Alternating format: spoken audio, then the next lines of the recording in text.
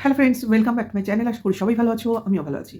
তো এই ভিডিওটা দেবলীনার কিছু আপডেট এবং তার সম্বন্ধে আমার কিছু মতামত। আশা করি তোমাদের ভালো লাগবে, কাজেই সঙ্গে থাকো, শুনতে থাকো। দেখো, ইতিমধ্যে আমরা অনেক কিছু দেখে ফেলেছি, অনেক কিছু। বিশেষ করে দেবলীনার দিদি, তার মা, তার বন্ধুদের প্রত্যেকের কথার সঙ্গে আমরা সামনাসামনি হয়েছি। প্লাস কিছু নেগেটিভ কন্ট্রোভার্সি তো রয়েছে, কিন্তু যেটা সবথেকে প্রধান বা বলতে পারো ভাইটাল পয়েন্ট, যেটা দেবলীনার হাজবেন্ড তার তরফ থেকে আমরা এখনো পর্যন্ত কোনো রকম আপডেট পাইনি। অর্থাৎ তারা মিডিয়ার সামনে আসতে চাইছে না, কোনো কিছু বলতে বা দেখাতেও চাইছে না। কিন্তু একটা জিনিস আমাদের কানে এখন অবধি চলে এসেছে, যেটা দেবলীনার দিদি, বড়দি আর কি, নিজে মুখ দিয়ে বলেছে যে তারা ভেতরে ভেতরে অনেক বড় বড় ইনফ্লুয়েন্স লাগাবার চেষ্টা করছে, অর্থাৎ নিজেদের বাঁচাবার জন্য। এমন নয়, তাদের বাড়ির বৌমার পাশে দাঁড়াবার জন্য। আশা করি তোমরা একটু হলেও বুঝতে পারছো যে আমি কোন লাইনে কথাটা বলছি। দেখুন, এখানে অনেকেই যে প্রশ্নটা সবার মনেই উঠছে যে আমরা কেন এক পক্ষকে বিচার করছি, আরেক পক্ষের কথা কেন শুনছি না। কিন্তু কথাটা হচ্ছে, আমরা কিন্তু সেটা করতে চাইছি না। আমরা দুপক্ষের কথাই শুনতে চাইছি, কিন্তু আরেক পক্ষ কোথায়? তাদের কি দেখা যাচ্ছে? যাচ্ছে না তো। তারা পিছনে, আড়ালে, আবডালে। তো তাদের কথা শুনবো এই অপেক্ষা করে থাকলে আদৌ কি আমাদের অপেক্ষার নিষ্পত্তি হবে? তাহলে এখানে কারা কি করতে পারে? পুলিশ প্রশাসন। কিন্তু তারাও কিছু এই ব্যাপারে মুখ খুলছে না বা মিডিয়ার সামনে আসছে না। কারণ ইতিমধ্যেই তোমার দেবলীনার দিদি আমাদের যেটা জানিয়েছেন মিডিয়া মারফত, সেটা হচ্ছে তারা চন্দননগরে গিয়ে এফআইআর করার চেষ্টা করেছিল।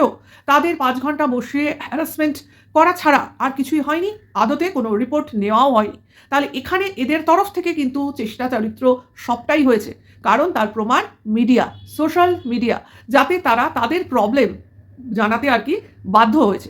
এখানেও প্রশ্ন অনেকেই তুলেছে, কি দরকার ছিল সোশ্যাল মিডিয়ায় এই ব্যাপারগুলোকে এইভাবে প্রকাশিত করার?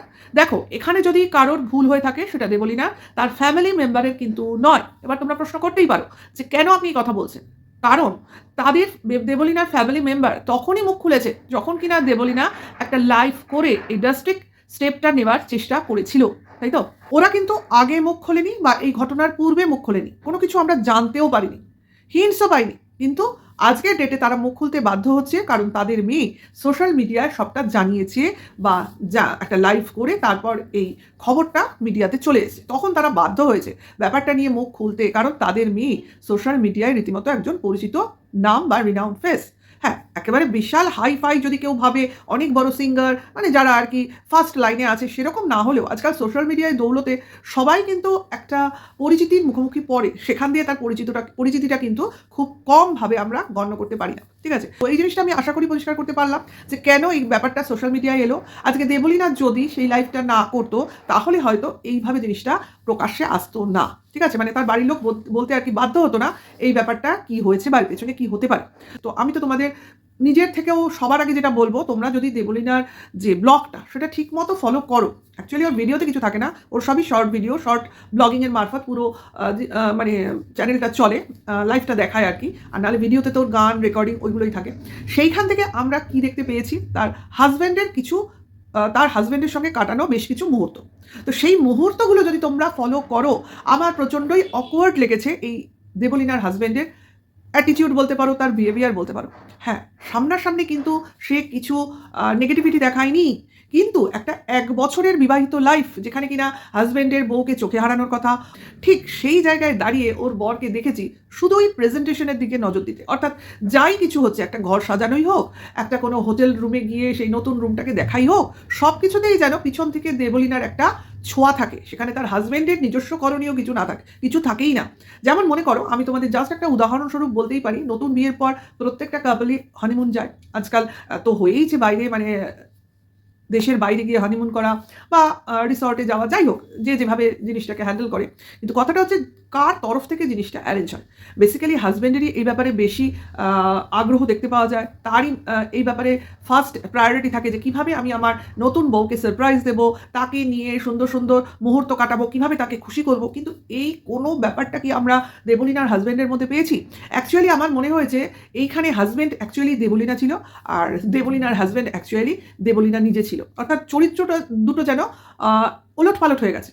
দেবলীনাই যেন সারাদিন সারা রাত সর্বসময় নিজের কাজটুকু বাদ দিয়ে তার হাজব্যান্ড কিসে ভালো থাকবে, তার হাজব্যান্ড কিসে খুশি থাকবে, তার হাজব্যান্ডের জন্য সে কী করতে পারবে, কী গিফট কিনতে পারবে, সমস্ত কিছু চিন্তাভাবনা করতো। কিন্তু সেক্ষেত্রে তার হাজব্যান্ডের তরফ থেকে আমরা কিছুই দেখতে পাইনি, কিছুই না, কোনো তোড়জোড় না, কোনো রকম আগ্রহ না, কোনো রকম মানে কি বলবো, এক্সপ্রেশন না, এক্সপ্রেশনলেস কোনো ক্যারেক্টার যদি আমি ইতিমধ্যে দেখতে পাই, তো এই আমি দেবলীনার হাজব্যান্ডকে দেখতে পাচ্ছি।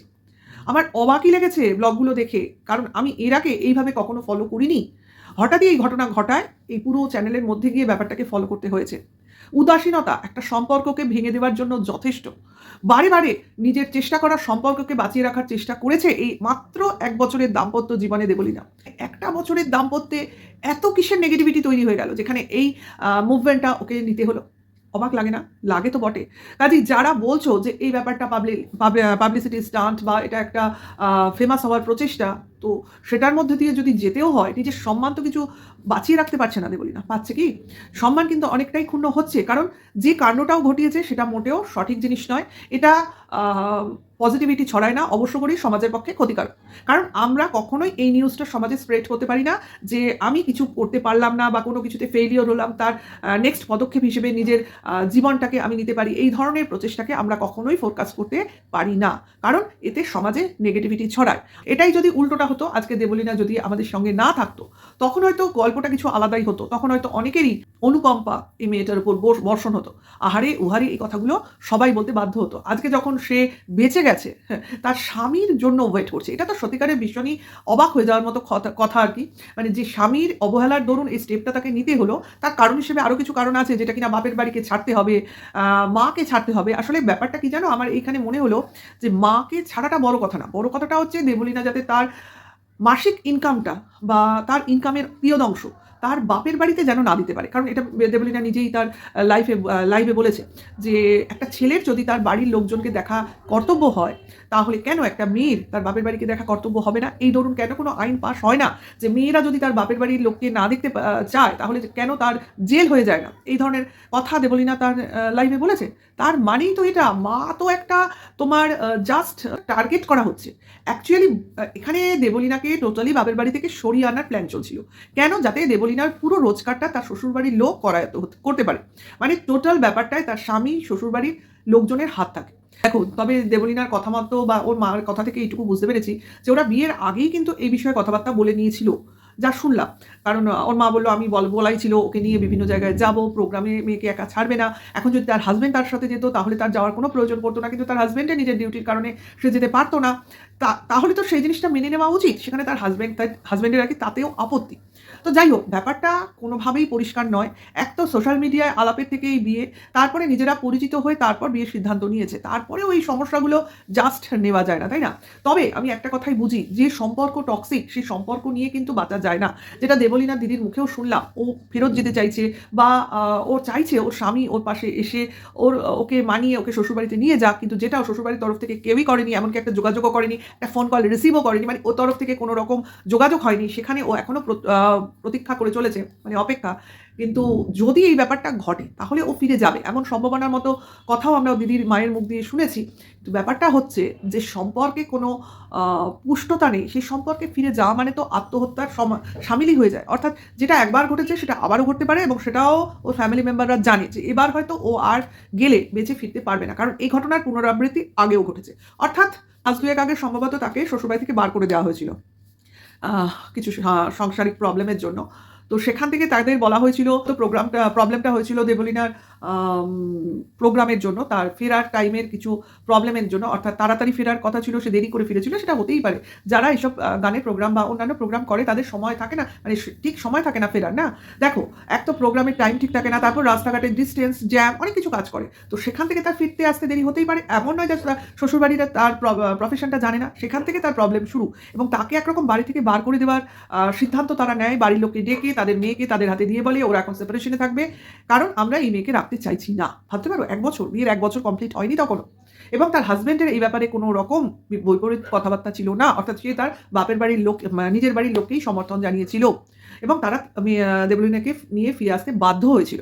এবার তারপরও শুনলাম ২ মাস পরে ওখানে নিজের বাপের বাড়িতে থাকাকালীন সে ক্রমাগত তার হাসব্যান্ডের সঙ্গে যোগাযোগের চেষ্টা করে গেছিল এবং একসময় যখন তার হাসব্যান্ড তাকে পুজোয় ঘোরা বেড়াবার জন্য ডাক পাঠায়, মানে ডেকে পাঠায়, সে নাকি মানে কোনো কিছু না ভেবেই আবারও ফিরে গেছিল এবং তারপর আবারও একসাথে থাকা এবং তারপর এই ঘটনার আবার সম্মুখীন হওয়া। অর্থাৎ এবার আর ফিরে আসা না, এবার ডাইরেক্ট হসপিটালে যাওয়া। তো যাই হোক, এই কথাগুলো শুনছি এবং শুনছি এটাও যে আবারও যদি ওরা ফিরিয়ে নেয় তাহলে ফিরে যাবে এবং এইবার তার বাড়ির লোকের শঙ্কা হচ্ছে ফিরে আর হয়তো দেবলীনা আসবে না। স্বাভাবিক, এটা কিন্তু হলেও হতে পারে। আর সবথেকে বড় কথা, আমার তো মনে হচ্ছে তার শ্বশুরবাড়ির তরফ থেকে ফিরিয়ে নিয়ে যাওয়ার সেরকম কোনো উদ্যোগ যখন আমরা এই কদিনে দেখতে পাইনি, তা আদৌ কি তারা ফিরিয়ে নেবে মনে হয় তোমাদের? আর যদিও বা ফিরিয়ে নেওয়ার কোনো প্রসঙ্গ আসেও, দেবলীনার কি ফিরে যাওয়া উচিত? আমার তো মনে হয় না। কারণ কি, মানে যে সম্পর্কে কোনো গ্রোথ নেই সেই সম্পর্কে যাওয়া মানে অ্যাকচুয়ালি নিজেকে নিজের মেরে ফেলা। আত্মসম্মান যে মহিলার থাকে না, যে মেয়ের থাকে না, সেই মেয়েকে প্রতিটা মানুষই পায়ের তলায় পিষবে। এটাই হচ্ছে আমাদের সমাজ। নিজেকে স্ট্রং থাকতে হবে এবং ভালোবাসা মানে নিজেকে বিকিয়ে দেওয়া না। ভালোবাসা মানে নিজেকে ভালো রাখা, নিজে ভালো থাকা।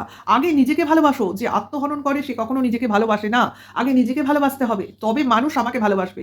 আগে নিজেকে সম্মান করো, তবে লোক তোমাকে সম্মান করবে। তুমি যদি লোকের সম্মানের অপেক্ষা করো তাহলে তো চলে না। মানুষ তো সবসময়ই চায় যে আমি ভালো থাকবো, অন্যে নয়।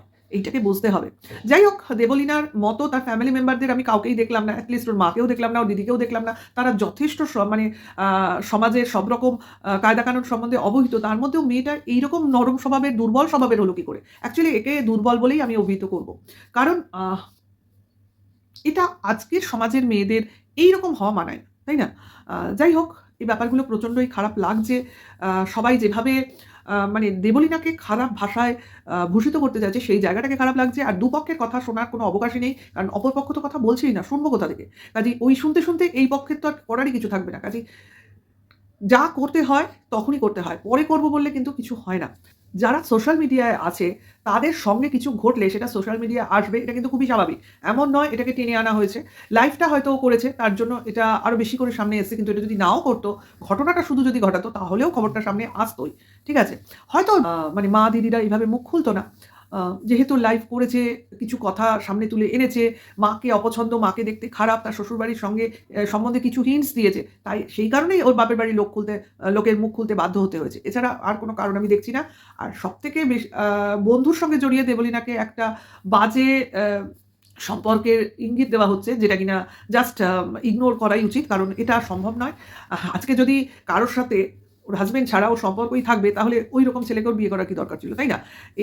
এদের সঙ্গে বন্ধুত্বের সম্পর্ক বহুদিনের। কাজে আজকে ১ বছরের হাসব্যান্ডের ১ বছর তো হলো ওর বিয়ে হয়েছে। তাহলে এর আগে থেকে সায়ক বলো, অন্যান্য যে ওর প্রফেশনের সঙ্গে যুক্ত বা ওরা যে মানে মিডিয়া লাইনে আছে, তো এরকম বহু ছেলেমেয়ের সঙ্গে ওরা গ্রুপে কাজকর্ম করেছে। আমরা দেখেছি ঘুরতে বেড়াতে যাওয়া, তারপর মনে করো ভিডিও করা, মিউজিক ভিডিও সমস্তই তো করে। তাই এরা তো প্রফেশনের সঙ্গে যুক্ত প্লাস বন্ধুত্বের সম্পর্ক।